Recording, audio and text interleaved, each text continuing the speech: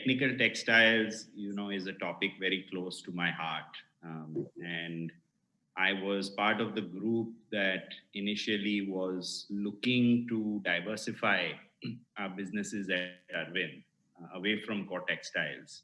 And amongst the many, many different things we evaluated, technical textiles was one of them. And um, from that day to this day, it's been an exciting journey. I think all of you have been, very intimately associated with this field.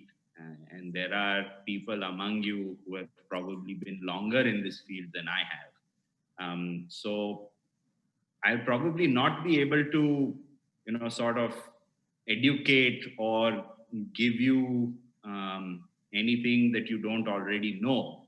But what my objective across the next 15, 20 minutes is to, share my experience, the experience of Arvind, and some thoughts that I have condensed out of that experience, which hopefully might be, food for thought for all of us. So I'd like to start with, the global picture and where India sits in that global picture, because I think it's a very important thing to frame what opportunity technical textiles brings to the country. It's been, very sort of, how to say, very looked at in a very, with a microscope over the last few years. Analysts, actors within the textile industry, and people who are also in technical textiles have been, looking at this space with a lot of interest. Why? Because I think globally it's a very large market. As you all know, it would be upwards of 100 billion, depending on the things that you include as part of technical textiles. It's growing at a steady rate globally of 4 to 5%. It is focused on a diverse set of applications. A lot of them are, unlike conventional textiles, core to their end users, whereas textiles is dependent on disposable incomes. Core textiles is dependent on disposable incomes. Technical textiles tend to be more sort of sticky, more necessary, and part of non-discretionary spending. They're also have a very high potential of innovation. They have high value, and therefore, it's likely that this 4 to 5% growth rate globally is going to continue. I think what is also important when I studied the journeys of all developed and developing economies that have grown large in this field is there comes a point in time, once GDP per capita starts crossing 2,500, 3,000 US dollars, is when, we've seen in history, even technical textiles show an upturn. And it becomes, the per capita consumption really, really goes up. We are still on the right side of that curve. Right side means that the opportunity in India is still, ahead of us, which is a very exciting place to be. That has its positives. I think it has more positives than negatives, but it also means that we have to act in certain ways. We have fragmented market. We have the application space that is not very well developed, procurement practices, and the public machinery isn't yet geared to thinking about how to grow this. So I think the industry and the manufacturers that are in it have a great opportunity to sort of direct how this transformation happens, how our thinking in this country changes. Because very few, industries, have this opportunity to actually sort of orchestrate what the growth of an entire industry is going to look like over the next few decades. And I think technical textiles, we have exactly that. And I completely understand the frustrations and the difficulties, because there are no standards. There is, government L1 procurement in the absence of, strict quality and qualification controls. Buyers are not educated about the value in many cases. So there are many impediments to the growth of this field, that all of us, face daily frustrations with. However, and sometimes me included, we sort of focus a lot on these frustrations. And sometimes I found myself losing sight of the great opportunity we have. And that opportunity leads me to the responsibility part, that it is all our collective responsibility to ensure that we work together to sort of remove these impediments, because that hockey stick is, in my mind, no doubt, just a few years ahead, if we play our cards right. So that's setting the context. That's, there's a robust global market waiting for us, and there is huge amount of upside in India, where we have unequivocally the best right to win. So I think all round, both for domestic consumption and exports, the future looks extremely bright. Coming to Arvind's journey, we are currently about 1,000 crores of turnover in technical textiles, divided into three major lines of business. One is human protection. The second is, which is, more a collection of industrial products, but primarily filtration. And the third is composites. So we've chosen to focus on these three areas.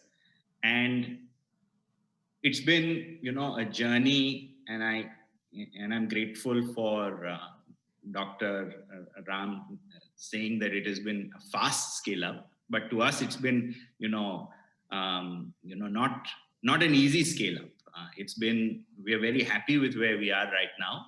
But especially what is very important to mention, that the first few years were extremely difficult. And I think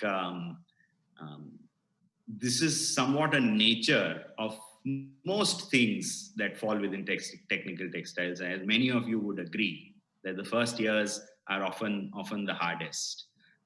It took us close to 4 years to reach from 0 to 100 crores. And it took us 4 years to go from 100 to 1,000. But it's because we put in, the hard yards for the first 4 years, that we were able to reap the benefits in the coming 4 years. And I think that's a point that, all entrepreneurs that want to enter, new avenues, or want to, think about, taking the business to the next level, have to realize that, conceiving the business in which there needs to be staying power and there needs to be persistence is absolutely key. What has, worked for us? What are the things that, have gone right? There's been a long list of things that have not gone right, and where we could have done a lot better. And, we are working on all those things. But trying to condense out some of the success factors that I would say I'm happy with at this point in time. Of course, all of this needs to, continuously be improved. But number one is the focus on not technology, not, the line, not selecting, the right business. But I think it has been something much more fundamental to that, which is trust.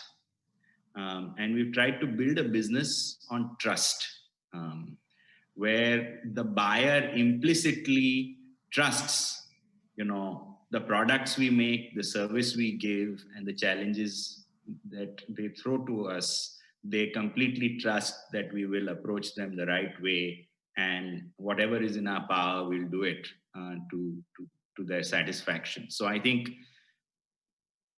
the first 4 years were spent building this, doing very little business, being ridiculed even within the company, in a 7,000 crore company, making investments and then struggling around to do 5 crores and 10 crores of turnover for a longish period of time.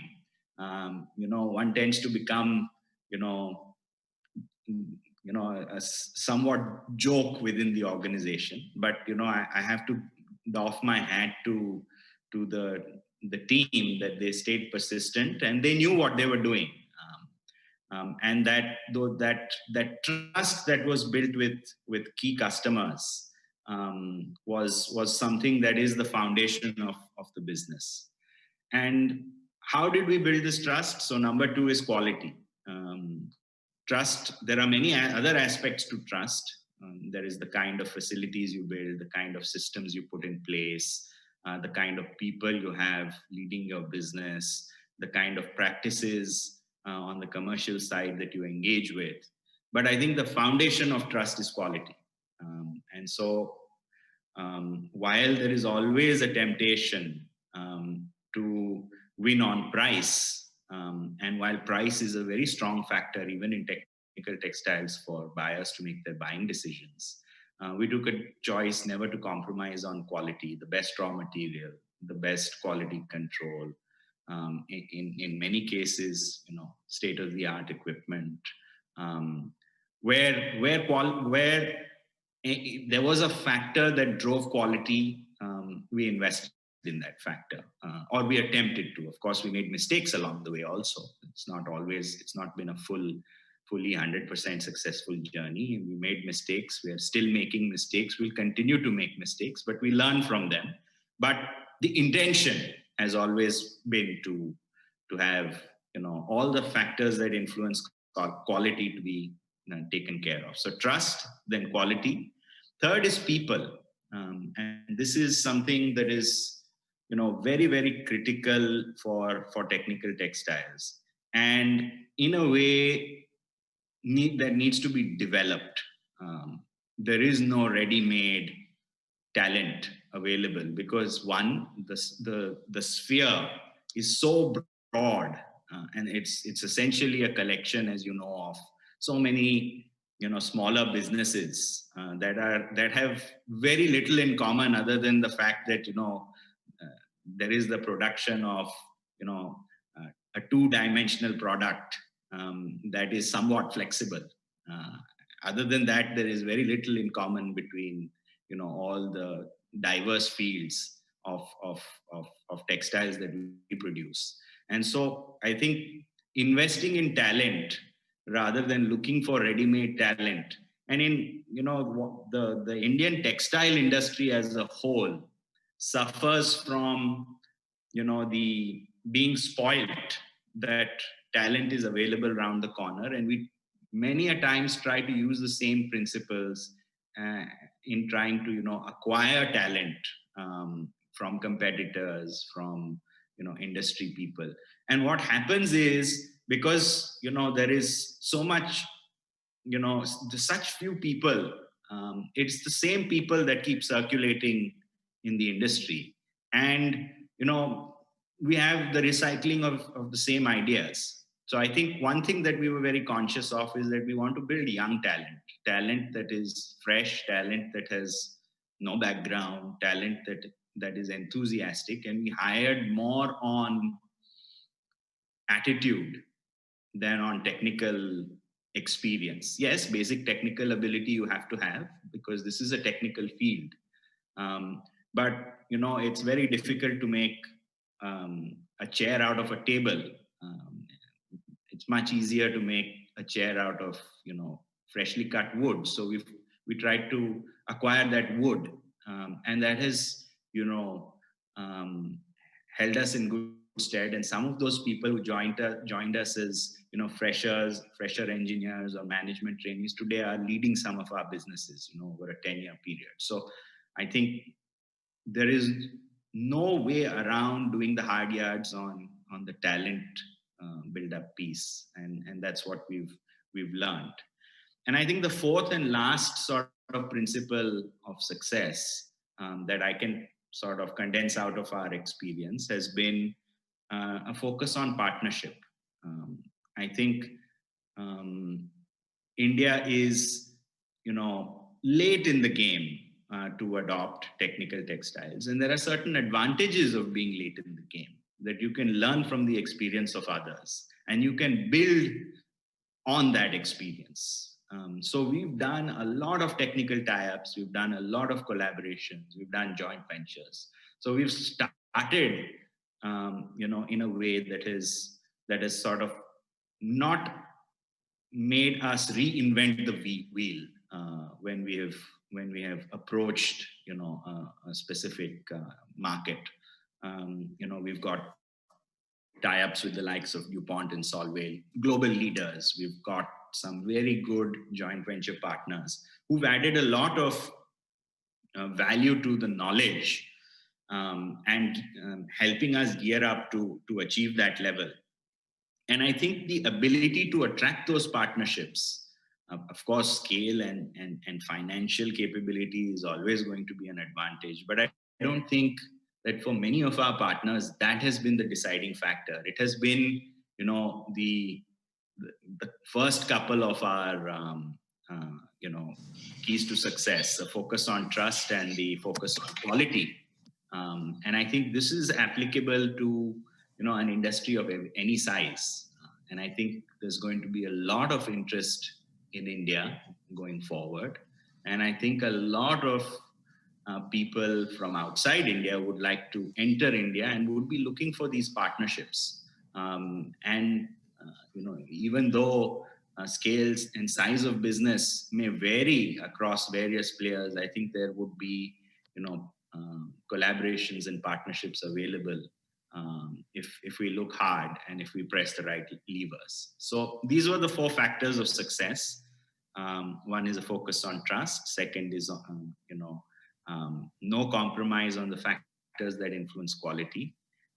Building people from the ground up, and not relying on ready-made talent, and aggressively going after partnerships. So that's what's led to our success.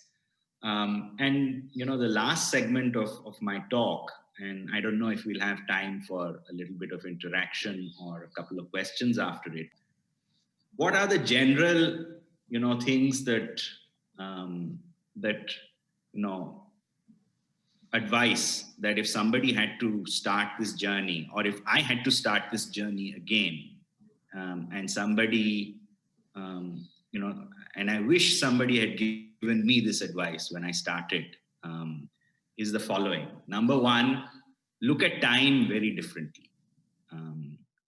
Look at value creation horizons very differently. I think it is an Indian sort of trait that we are very impatient, and that impatience has served us well in many, many respects.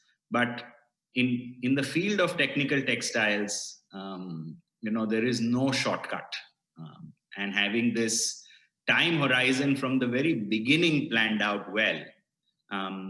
Many a times, we have found ourselves investing either too much too quickly, and then struggling for a long time, whereas we could have done the same thing, landed up at the same point in the same time horizon, and we could have utilized our resources much better. So taking pride in doing something smaller than one would like, but doing it extremely well, so that the foundation is strong, and then the next phase of growth is that much more sustainable.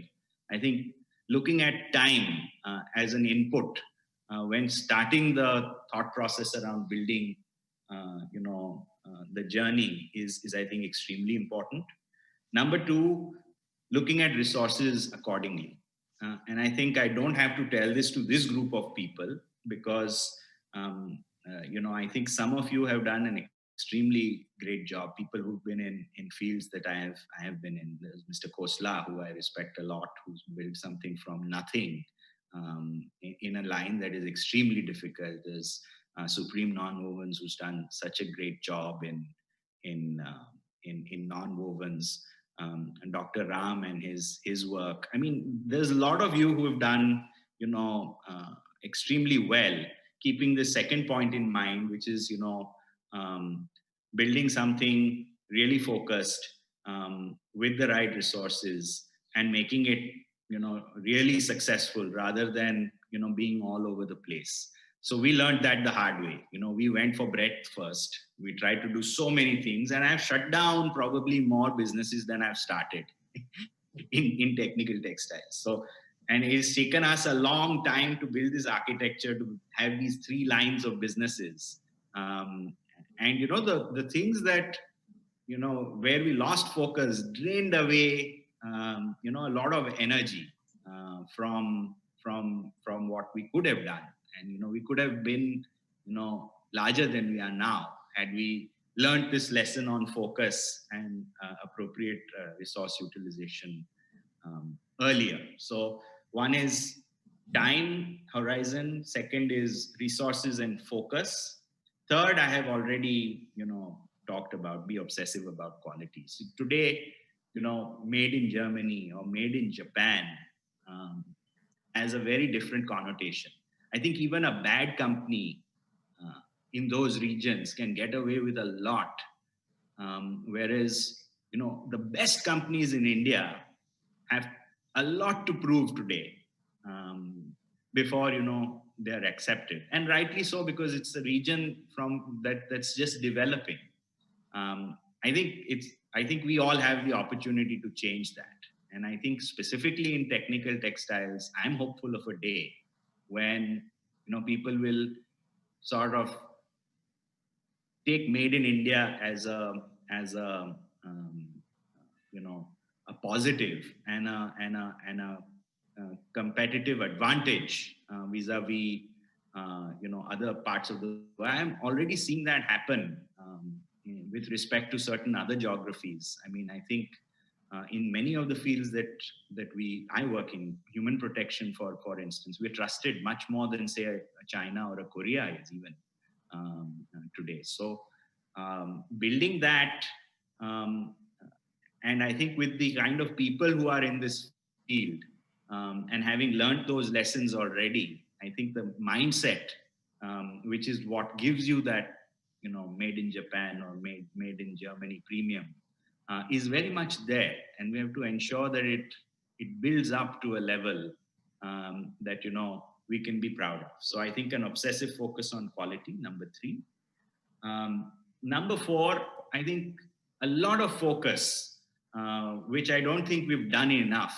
And though I think ITA, out of all the other bodies, is doing the most, but we need to focus on changing the environment, um, in which we operate. We are all very focused on our businesses, but I think if we take 3%, 4% of the time extra out of the time we're already putting into this activity, I think it'll go a long way. There are standards to be written, there are qualification norms to be put in place, there's procurement behavior to be changed. There's a lot of connecting of the dots, ecosystems to be developed. Technical textiles needs raw material, it needs downstream, users to adopt, newer technologies and newer ways of working. So unless we are able to connect these dots, and that, not just government, so government has a very strong role to play, but also consumer education has a very, very strong role to play. And unless we all spend that time in changing the environment, um, it's going to take longer. The potential, as I mentioned, is always there. And the final point is, and it's paid rich dividends for us, is to, at Arvind, it is to push boundaries, and to do just that little bit more than you're comfortable in doing, but with focus, without losing focus. So, what I mean by that is, you know um, where is that 10-year payback investment? Uh, I think very few of us are doing that. And I accuse myself of that as well. Whereas, um, owners and board members and the market wants those 2.5, 3 year payback businesses. Um, Sometimes there's no going around doing things for strategic reasons to move the industry forward. And I think pushing those boundaries is going to be critical. So, just to recap the 5 points, looking at time differently, looking at resources and focus in an optimal way, not too big, not too small, just right, being obsessive about quality, contributing and spending time, especially at the ownership level, to change the environment, and lastly, to push boundaries as much as possible, and to make sure that we develop the right kind of ecosystems for the entire country to see that hockey stick growth. Um, I'm very sure, at least, currently, at least the environment in Delhi and the people who are pushing the case for technical textiles have the right intentions and have, shown great energy. And if that continues, then and with the kind of people who are also very focused and have already achieved some success, I'm very confident that this is going to be, an exciting industry for the next 20 years. So that's all I had to say. Thank you very much.